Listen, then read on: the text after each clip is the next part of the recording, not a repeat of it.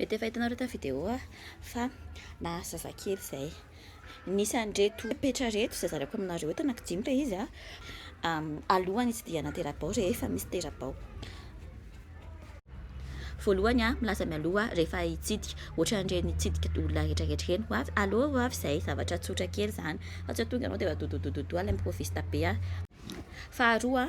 mitsidika le izy mitsidika mihitsy itanareo ohatran'ireny hoe nandalo zay dia nitsidika fotoana kelikely zany fa tsy tonga nareo maraina dia eo nareo dia eo mihitsy nareo dia mandany andro nareo le olona le vehivavy mbola reraka mila maka-aina mbola fa mi-entretenir anareo eo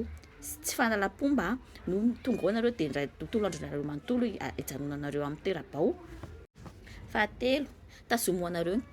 curiosité anareo tazomoanareo fa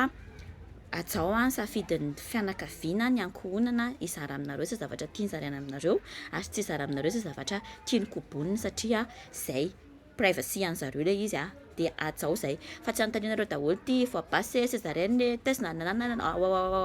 fa maninona tatiany teraka fa maninona tsy tary zany any ankohonana décision any ankohonana tsy mila zarainy aminao raha tiany zarainy aminao dia honneur ho anao zany fa raha tsy zarainy aminao aza be sikosikotra. Fahaefatra aza comparena amin'ny expérience anao ry maman sy ry tontine ny expérience an'ny jeune maman satria tsy mitovy tamin'ny airanareo tsy mitovy koa na olona samihafa raha samihafa dia aza comparena vao miteny izy ohatra hoe za vetivetika kely dia doko mitsatsainga hoe za koa vetivetika kely any ana sarotra be na zao tamin'ny zanako zao anazy aloha zao le fotoana dia respecteo izy ary ianao mamangy anazy dia respecteo izy. Fahadimy sady ny tena important indrindra aza kitikitihana zazakelin'olona